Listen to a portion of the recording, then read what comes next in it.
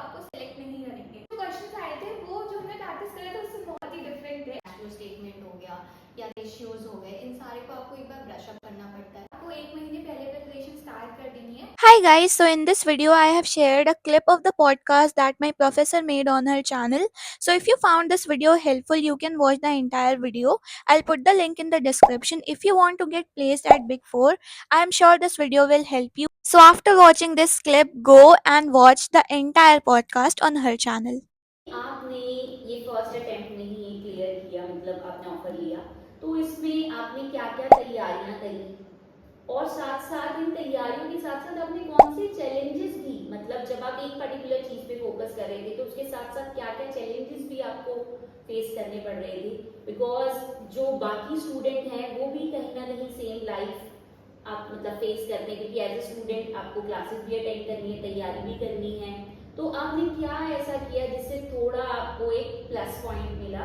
So basically, if I talk about my challenges, I think it would be like because parents नहीं यहाँ रहते हैं आपके साथ में, तो आपको काफ़ी चीज़ें हैंडल करनी पड़ती है।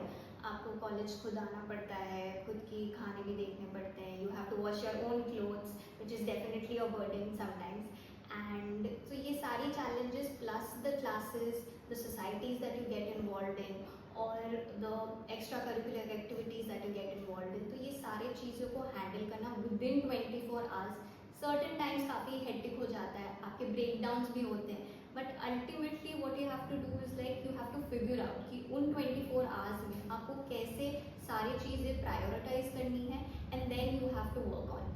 तो ये चैलेंजेस तो डेफिनेटली हर एक के लाइफ में आएंगे, but at last what matters is how are you prioritising your task and how are you doing it ultimately। तो वो आई थिंक एक चैलेंज को ओवरकम करने का एक तरीका होता है। श्रुति, चैलेंजेस के साथ आप थोड़ा सा ये भी बताओ सब लोगों को कि आपने क्या क्या तैयारी करी, कौन सी चीज़ों पे ज़्यादा फोकस रखा, और आप सपोज किस टाइप का कुछ ऐसा आपने कुछ टाइम टेबल या कुछ ऐसा स्लॉट फिक्स किया कि हाँ मुझे ठीक है इन अ डे 1 आवर और हाफ एन मुझे इस पे फोकस करना है, तो कुछ ऐसा भी किया? So I think I totally believe in this concept, you know, कि अगर आप एक टाइम टेबल बनाते हो या आप बोलते हो कि you will study for 4 hours और 3 आवर्स और you are going to do this, but वो कभी ना वो हो जाता है कि नहीं हो पाता है या कुछ और चीज़ें आ जाती हैं उस टाइम पे। तो जस्ट सेट और टारगेट फॉर अ डे कि हाँ मुझे जो आज काम करना है वो 24 आवर्स में कभी भी हो जाना चाहिए, बस वो टारगेट फिक्स कर लो। उसके बाद वो काम कभी भी आप करो, रात में करो, सुबह में करो, दोपहर में करो, doesn't matter, but whenever you get that time वो काम खत्म हो जाना चाहिए। And talking specifically about my preparation, I think I am more focused on financial accounts जो मैंने 11th-12th में किए थे। 11th-12th में किए भी थे, but ultimately you have to brush it up, because अगर आप अकाउंट्स ब्रश अप नहीं करोगे और जो भी बेसिक एंट्रीज होती हैं या बेसिक कॉन्सेप्ट्स होते हैं, कैश फ्लो स्टेटमेंट हो गया या रेशियोज हो गए, इन सारे को आपको एक बार ब्रश अप करना पड़ता है। Then you have to study about quants, logical reasoning, and those quants and logical reasoning के लिए आपको कोचिंग लेने की ज़रूरत नहीं है। You don't have to spend a lot of money on that, but you have YouTube videos। आप जब YouTube पे डालोगे like placement questions for logical reasoning or placement questions for quants, तो ultimately you get a set of videos, and आप videos को regularly देखो, practice करो, and you will get through all kinds of questions। तो वो ultimately आप जब practice करने लगते हो तो आप सॉल्व होते जाएंगे धीरे धीरे धीरे धीरे। स्टार्टिंग में लगेगा कि नहीं हो रहा है, समझ नहीं आ रहा है, बट जब when you see all those kinds of videos आपको समझ में आने लगेगा, इन पेस हो जाओगे। And I will give you one tip that at least a month before you should start your preparation. मतलब आपके दिमाग में होना चाहिए कि if you want to get the placement you have to start at least 1 month ago. तो जैसा आप थोड़ा सा इस पे और डिटेल बताओ कि आपने कौन कौन से मतलब सब्जेक्ट्स पे ज़्यादा फोकस किया, कितना ड्यूरेशन दिया उनको, तो वो और क्या चैलेंजेस आपने फेस किए अपने लिए अपने लेवल पे इस जर्नी में? Sure. So first of all as Shruti mention कि आपको 1 महीने पहले प्रिपरेशन स्टार्ट कर देनी है, but I would like to add on, आपने एक सेइंग सुनी होगी, Rome was not built in a day. So आपको फर्स्ट डे से ही, अपने फर्स्ट ईयर से ही प्रिपरेशन इन द सेंस कि आप अपने आप को बिल्ड करना स्टार्ट करो, build confidence, build communication skills, these are the things that are really important. Because हो सकता है आपका एप्टीट्यूड निकल जाए, you are a bright student, academically अच्छे हो, बट देन जब दूसरे राउंड्स होते हैं जो हमारा जीडी होता है, after that we have the interview जो पर्सनल इंटरव्यू होता है। सो अगर आप बोल नहीं पा रहे हो, कम्युनिकेट नहीं कर पा रहे हो, कॉन्फिडेंस शो नहीं कर रहे हो, सो जो आपने पढ़ा है that's all problems are waste, because सबसे इम्पॉर्टेंट चीज़ जो होती है वो कॉन्फिडेंस होता है, कम्युनिकेशन स्किल्स होती है, वो रहना बहुत इंपॉर्टेंट है और वो एक दिन में बिल्ड नहीं होती है। जब आप अपने आप को ब्रश अप करते हो from the very first day, take on leadership opportunities जो भी आपको मिल रही हैं, हमेशा आप मेंबर से ही स्टार्ट करते हो। तो start as a member, then जितना मेहनत कर सकते हो मेहनत करो। There is no substitute for hard work, that's a very good saying and that is very well applicable to my life also, because जहाँ जहाँ I have put in hard work I have got the result, but that hard work should be done in a very honest way. अपने आप से honest रहो and then eventually you will get the success, because that's what all I have experienced so far, so I could tell this. बाकी मेरे preparation का if I have to tell, जो भी मेरी सॉफ्ट स्किल थी, interview and GD का तो मुझे इतना प्रिपेयर नहीं करना पड़ा और टाइम भी नहीं था। After aptitude we just had 1 day to prepare for it, not even 1 day, we got to know about our result at 3:30 in the afternoon and उसके बाद हमारे पास बस उतना लिमिटेड टाइम था। इसीलिए ये बोल रही हूँ कि पहले से प्रिपेयर करो, अपनी पर्सनालिटी इन्हांस करो, ताकि आप जहाँ वॉक इन करो वहाँ पे लोगों के ऊपर इम्पैक्ट पड़े कि this is the best one जिसे हम ले सकते हैं। अपार्ट फ्रॉम दैट अकेडमिकली अगर हम देखें तो एप्टीट्यूड का प्रिपरेशन के लिए yes I started before a month, but मैं उतना कंसिस्टेंट नहीं थी। इवेंचुअली जब 10 days बाकी थे तो मैंने अपना पूरा फोकस बहुत सारी चीज़, of course we live in a PG, you have to manage everything, parents का उतना सपोर्ट नहीं हो पाता है, बट देन तुम्हें सब कुछ करना पड़ता है, तुम एक्सक्यूजेस नहीं दे सकते हो। तो इवेंचुअली हर दिन मैंने एक टारगेट बनाया कि मुझे इतना अचीव करना है, और वो इतना टफ नहीं होता बिकॉज हम पहले से पढ़ के आते हैं। 11th-12th का ही होता है जो भी एप्टीट्यूड में पूछते हैं, फाइनेंशियल एस्पेक्ट जितने भी होते हैं।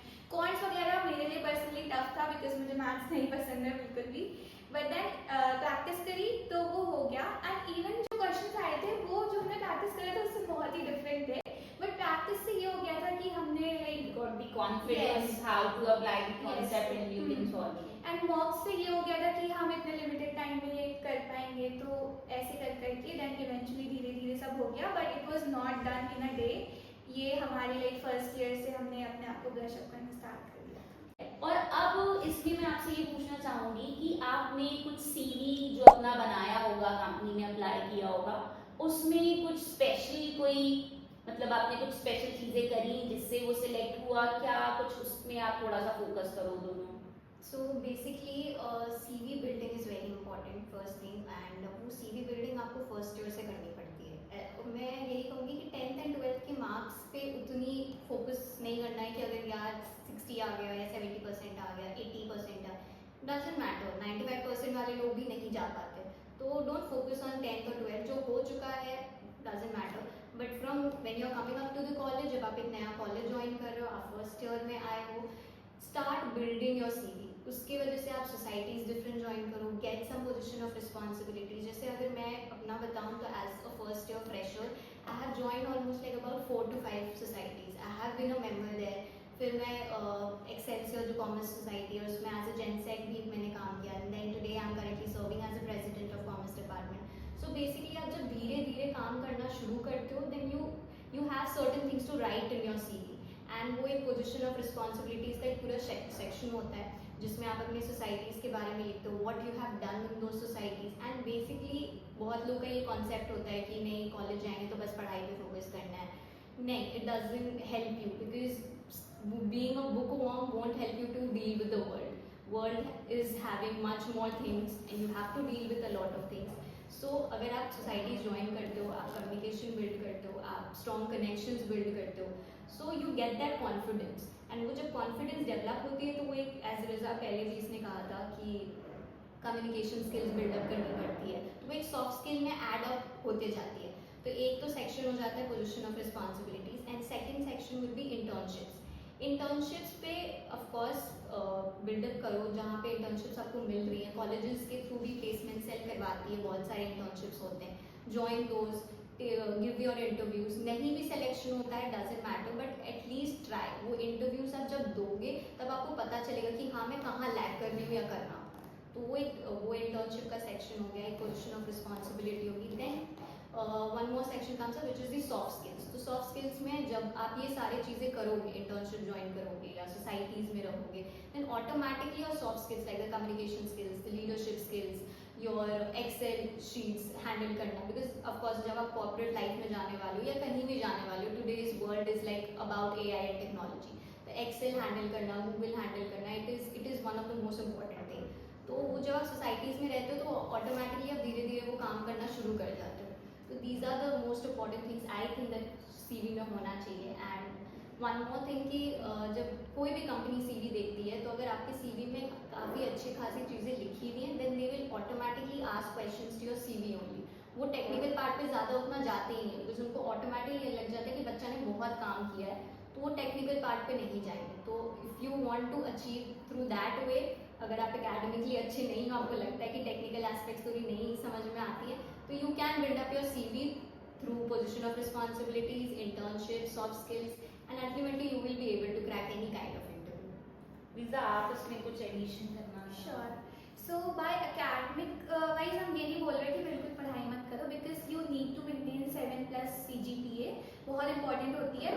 पढ़ाई के साथ साथ try to manage, like learn to manage the extra curricular activities as well, because हमने भी वही करा। We have the CGPA of 8+, and then उसके बाद क्योंकि वो भी एक एड ऑन करता है पॉइंट कि okay the CV is good, they have the position of responsibilities, they have internship, they have soft skill, as well as उनका CGPA भी अच्छा है। तो that is the point that I want to mention. Other than that, आप अगर societies में active हो, it's not like कि आपने सोसाइटी ज्वाइन कर ली एज अ मेंबर सर्टिफिकेट के लिए, दैट्स इट, कुछ भी नहीं होगा। फिर you need to prove yourself each and every day. जब आप प्रूव करोगे, जब आपको खुद लगेगा कि हाँ मैंने आज कुछ प्रोडक्टिव करा, आज मुझे आज का दिन जैसा भी मेरा गया रिग्रेट नहीं हो रहा है। मैं ये चीज़ अपनी लाइफ में फॉलो करती हूँ कि मुझे हर दिन के बाद रात में रिग्रेट नहीं होना चाहिए कि मैंने कहीं टाइम वेस्ट कर दिया या कुछ कर दिया। तो ये सब मैंने अपनी लाइफ में फॉलो करा, and you all can also do that. Enjoy करो, रिग्रेट में वो इंजॉयमेंट वाला पार्ट भी डालो कि हाँ दिन में इंजॉय भी करना है, पढ़ना है, इंजॉय करना है, करिकुलर एक्टिविटीज़ करनी है, जैसे भी करके अपनी पर्सनैलिटी ग्रो करनी है।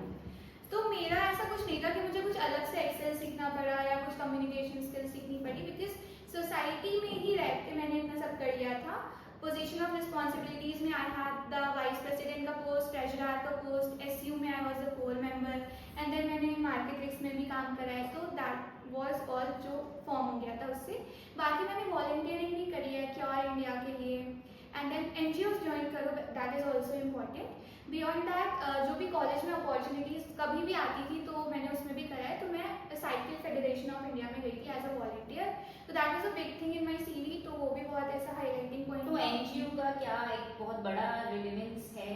बहुत बड़ा नहीं है, बट येस वो एक प्लस पॉइंट ऐड करता है, बिकॉज आपकी पर्सनालिटी की हर एक एस्पेक्ट आपके CV से पता चल जाती है कि हाँ ये हेल्पफुल भी है, hard working, helpful, communication skills अच्छी है, लीडरशिप स्किल्स की हैं। तो वो फिर आपको इंटरव्यू में इतना ज़्यादा नहीं पूछेंगे आपसे, आपको लाइक इतना ज़्यादा डीप नहीं जाएंगे, बिकॉज हमने पर्सनली नोटिस करा जिसके CV में कम चीज़ें थी उनसे उन्होंने बहुत लंबे लंबे इंटरव्यूज लिए, एंड स्पेशली टेक्निकल क्वेश्चन ज़्यादा पूछे, हमसे भी पूछे, हमसे सिचुएशन बेस्ड भी पूछे, बट इट वॉज लाइक उन्हें भी कॉन्फिडेंस था कि we will be able to do it, and हमें भी था कि हम उन्हें आंसर कर पाएंगे। तो दैट्स ऑल। CV बिल्ड करना बहुत ज़्यादा इंपॉर्टेंट है, और इट्स नॉट लाइक कि आपने कभी इंटर्नशिप नहीं करी तो आपको सेलेक्ट नहीं करेंगे। मैंने सिर्फ एक ही इंटर्नशिप करी है, but that was really nice. Beyond that जो मैं जिस रोल के लिए जा रही थी वो ऑडिट का रोल था, और मैंने जो इंटर्नशिप थी वो मार्केटिंग और HR में करी थी। सो दे रेज्ड अ पॉइंट कि इसमें क्यों करी है, तो मैंने वहाँ पे अपना ब्रेन यूज़ करके अपने ट्रेजरर वाला पॉइंट मेंशन करा कि ऑलरेडी मुझे थोड़ा एक्सपीरियंस हो गया था, तो मुझे दूसरी फील्ड एक्सप्लोर करनी थी ताकि मैं कंक्लूजन पे आ पाऊँ कि मेरे लिए क्या बेस्ट है।